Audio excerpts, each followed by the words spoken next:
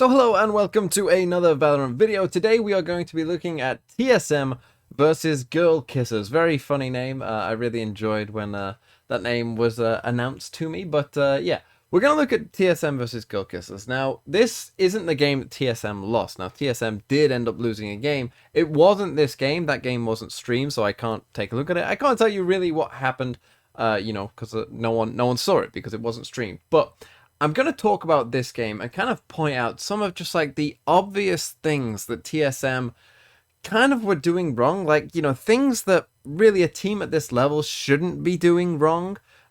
And how that can explain why it's not a shock that TSM ended up losing a game that, most people would have expected them to win. You'll see what I mean when we go through some of these things, because some of them are just quite basic things that you would think like any decent team, even semi-pro teams, could easily figure out and not make these mistakes. But let's take a look at them.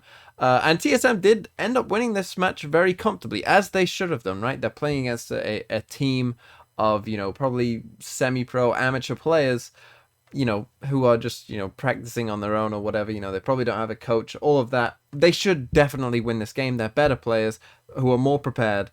And so it's no surprise that they won, but they still were making some mistakes and potentially got away with some things simply because they are better players. First things first, let's take a look at TSM's team comp. So it's quite an interesting one. It's an Astra, Jet, Chamber, Killjoy, and Sova. And we'll get back to this, but obviously you have two Sentinels here in both Chamber and Killjoy. And you've got Wardell, who obviously is known as a very good op player on the Chamber, which I think makes a lot of sense.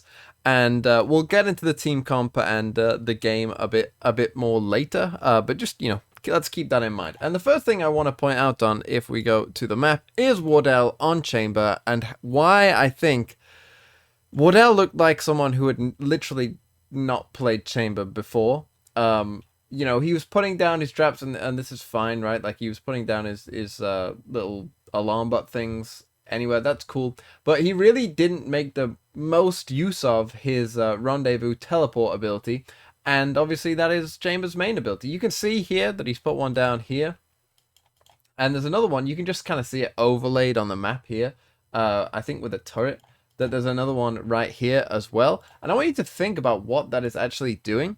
So obviously it's probably for an early peak here, like if someone comes down here. But I want you to consider we're on pistol round. This is round 1.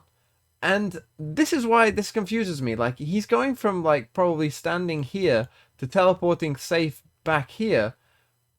I guess for this duel, on a pistol round though, who is coming out here and like doming people, like, just left and right? Who is coming down here? I mean, maybe, but it's not like if someone peeks from this angle in short, that it's likely that your team is going to get completely decimated by it.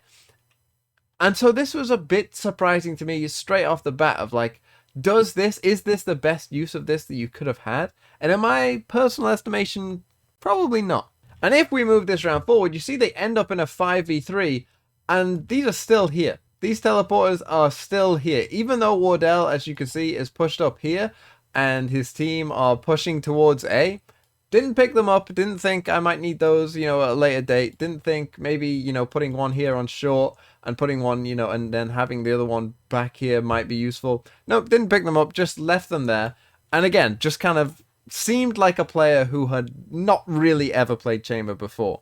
And so they actually ended up losing the pistol round. Now let's see what happens on the second round. And we're, again, just going to quickly show what happens with Wardell here. As you see, the round is about to start. And you get Sova and Chamber, so Wardell coming towards C here, using a bit of utility, trying to get rid of the Cypher thing. But you'll see that Wardell is getting the ultimate orb. But another thing, if we go to the map and notice again where his rendezvous is, there is one here and there's one back here.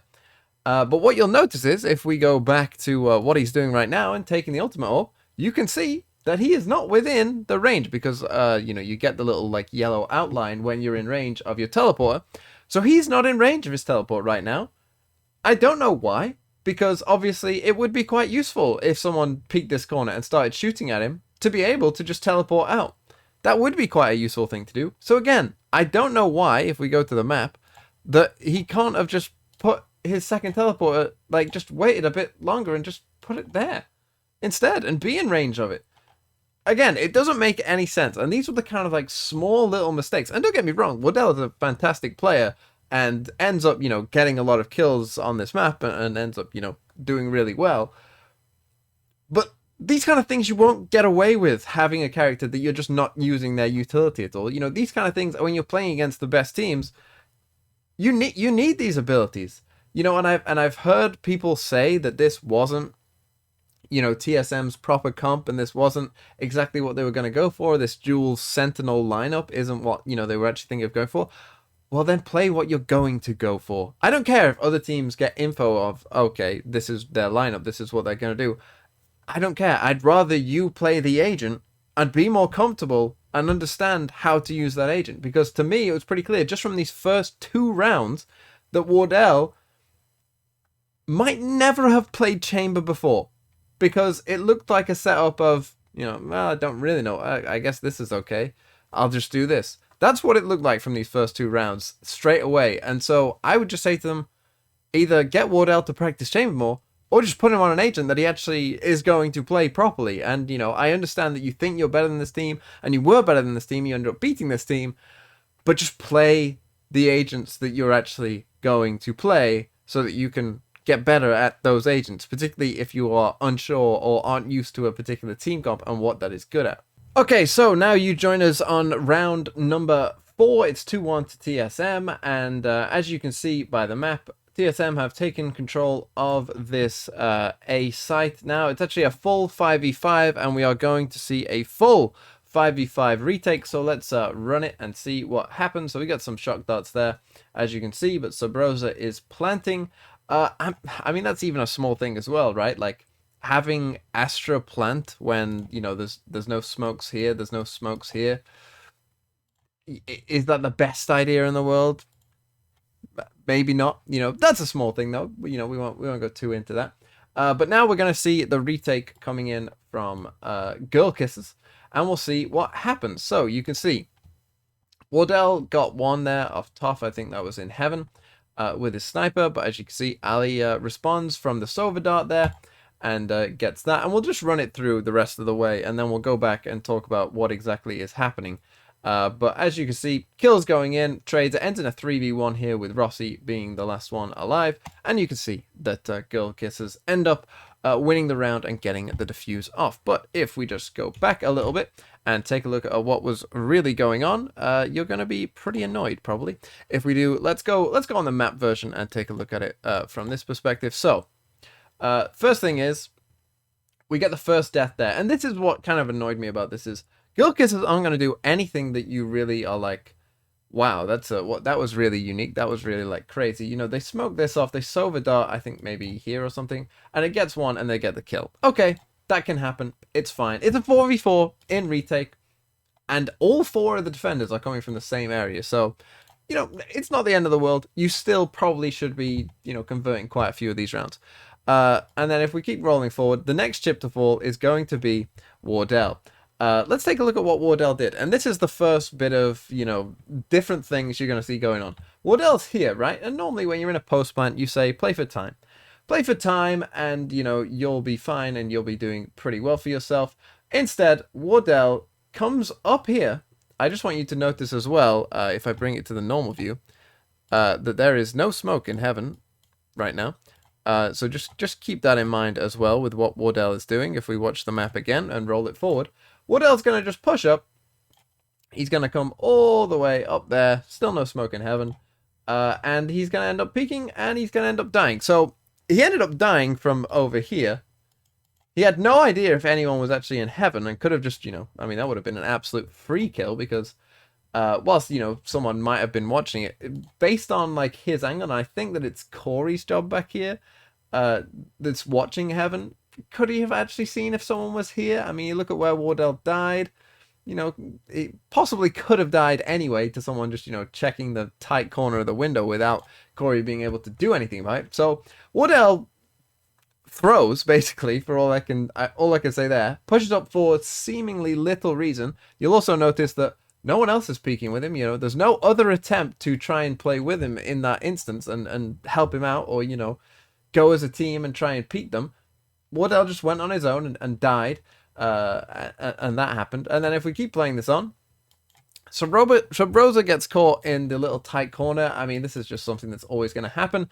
But what happens is that there's a little jet smoke here, and basically this cuts off this crossfire here, and so that causes absolute chaos all the way there. But then if we keep running it through, as you'll see, those players start to die. But one thing you'll have noticed all this time is that Killjoy here is just sitting here, waiting, just waiting. You know, nothing really going on, just waiting, and ends up in a 3v1, and everyone else died. And I'm not saying it's the Killjoy's fault, by the way. I'm not saying it's the Killjoy's fault or Wardell's fault. Each of those plays that those players made can make sense as an individual, but you have to be doing it as a team. You know, this Killjoy is playing for time. This Killjoy is playing like as safe as possible and playing for time. Wardell is pushing up as aggressively as possible. These two are holding their own crossfire against in a 2v4 that can easily be cut off. It's so disjointed. It's so maddening to watch this and see what was going on. And they're playing against players who are worse than them. Like, just straight up, they are playing players who are worse than them. And this shouldn't happen. And if they had any sort of team organization, they should have won this round. At one point, it was a 5v4 retake. They should have won this. They should have won this round. It's as simple as that. But you see the disorganization of every player doing their own thing, and that is, it looks like a ranked game. Let's be real. It looks like a ranked game of everyone just doing their own thing and hoping to get away with things, and not getting away with things, and they lost. So now let's move on to the next round, and I just want to show another quick thing of what happens in this next round as well. So as you can see, Subrosa here is pushing a bit of garage. He actually gets hit by the dart. It was actually pretty good for them to manage to get rid of that dart on Subrosa there. But as we move this forward, what we're going to see is Moonblue here on Sova is going to drone out of garage, and what he's going to do is he's going to end up seeing Subrosa and ping you with it. And Ali here on Sky ends up pushing with the drone and finding a kill on Subrosa. Now, if we bring this back a bit, you'll see what annoys me about this. In this team comp, you have one smoker, who is Astra. And of all the agents to die, Astra is probably the one that you say, well, we'll probably need to keep that alive because that's our smokes. Why is Subrosa here and everyone else is way, way, way behind Subrosa? Why is this happened? Why are they this disjointed? Like, if any agent is gonna be here, the last one it should be is Subrosa. And why is Subrosa completely there on his own when he knows that they have some information that he's in this close area? You know, they hit him with a Sova dart. They've seen him. You know, he took a shot at them. They're aware that Subrosa is in this area. He doesn't get out. He just stays there. No one helps him out, you know, that could potentially trade. It doesn't make any sense whatsoever. Now, they actually end up clawing this round, and maybe I'll show this, because they actually end up clawing this round back pretty well if we play it forward. So Subrosa dies, as I just showed. They're actually, if we run it forward a bit more, they go towards A. They end up coming back away from A and end up going towards C through garage again. So they kind of, you know, decide to go back where they initially started. They even push up B a bit, as you can see here. But they actually do manage to claw this round back and do pretty well to do so. And there's going to be a really cool bit of use of utility here from them. If we just skip it forward 5 more seconds, this is when they start to enter garage. And, well, we'll see what happens, right? So Yum here manages to spot them in garage and does that. But this is really, really cool what we're about to see. And it's going to come down to this Sova versus Sky. But again, this Sky is in a weird position, right? Like, it's a pretty weird angle to play for most people. You know, most people won't expect someone to be here. But Sova does really, really well to, you know, be aware and win this gunfight. Now, again, as we're about to see, this is a gunfight that maybe against the best players in the world, you won't win. Luckily, as I mentioned, they're playing people who are probably worse than them. But what I really love is what happens next, because we're going to get the Sova ult. they know that someone is pretty close here. We get a really good silver roll, and when you don't have a smoker, you're gonna need a way of managing to get onto a site. And the way you're probably gonna have to do that is you're gonna have to win like a random gunfight, like they just did, and then you're gonna need something to try and get onto that site. And it was the silver roll, and they end up getting this kill as well. Really well played overall. And so it's not that this team can't do it, because this was a really good example of them doing it, even without an Astra. But you saw some just simple things that it's like, what is going on? Like, how is this allowed to happen at this level of play? It looks like a ranked game. It really, really does, where, you know, everyone's kind of doing a bit of their own thing. There isn't really seem to be that much communication or understanding of, you know, what's going on in the wider team scope of things. But then they show that, you know, there can be some good team elements here with this ult and the way that worked. I thought that was really, really good. And so that's what I think is even more frustrating, though, that clearly there is potential here for them to make some really good plays and have some really good team play, but then some of the basic things are just completely lacking. And then just one last thing I want to point out, and this was a theme of the game, really. TSM really punished this A site, and Girl Kissers played retake on this A site a lot. As you can see, they only have Sky here, and all the other 4 players are not on A, and TSM, even in a 5v4 in this instance, this guy ends up dying. They end up going A. They end up winning this round. This is just something I want to point out in terms of team comp. When you look at TSM's team comp, there is not much entry potential. They have a Jet, who obviously can, you know, help enter a site and create some space. They have Sova as their one initiator, and they have Astra as their smokes. They do not have a lot of great ways of pushing onto a site. Now, Gulkis has probably looked at TSM's old games and thought, well, you know, they either aren't very good at going A, or we like retaking A, we feel like we can do that. That's probably what went on. But when they saw this team comp from TSM, I think they should have just played it more normally, because TSM on this team comp, if they played this team comp against, you know, another like tier 1 team, they would really struggle to get onto site. This is a team comp that isn't going to get onto site very well, but once they have the site, then they can probably defend it pretty well because they have 2 sentinels. So defending a site for them should be pretty good. You know, they'll probably have flank covered 100%, and they could probably even cover the other angles as well with sentinel utility to know before they even have to peek of what's going on. So just a quick like thing, if you're thinking about sort of team comps and you know, looking at your opponent's team comp and thinking what they're good at, what not. If they are, for instance, running like a chamber plus killjoy, you probably, you know, flanking probably isn't going to work for you. You probably want to just stick in your defensive half, play it somewhat normally, and defend the site as hard as you can. Don't let them onto site if possible, because that's the part that they're going to struggle with, right? Especially if you kill a Jet. If you kill the Jet, you know, they really don't have much to have to get onto a site. They're really going to struggle with it. So that's really all you need to do. And so it annoyed me a bit that, you know, Girl Kissers weren't able to sort of see the fact that basically they were going A a lot and they were giving up A. I mean, you can just see with this Cypher tripwire, you know, that's over here. This is for the Jet updraft into heaven, catch them on the tripwire. I don't love it, if I'm being honest. Like, you know, you're better off using it in a more normal location than this, to be honest. I don't really know what this is really going to get for you, other than telling you that, you know, the Jet is in heaven, but that's relying on the Jet to actually do that in the first place, which they might not. So I don't know. I feel that you could get more use of utility, and I wouldn't have played retake on any site, really. I would have said they're going to struggle to get onto site. Let's play the sites pretty normally, and we should hopefully be able to convert quite a few of these defensive rounds. Unfortunately, they didn't do that, and TSM ended up basically abusing this A site, which they were trying to retake. But as I mentioned, with TSM's team comp, that's not going to go so well for you.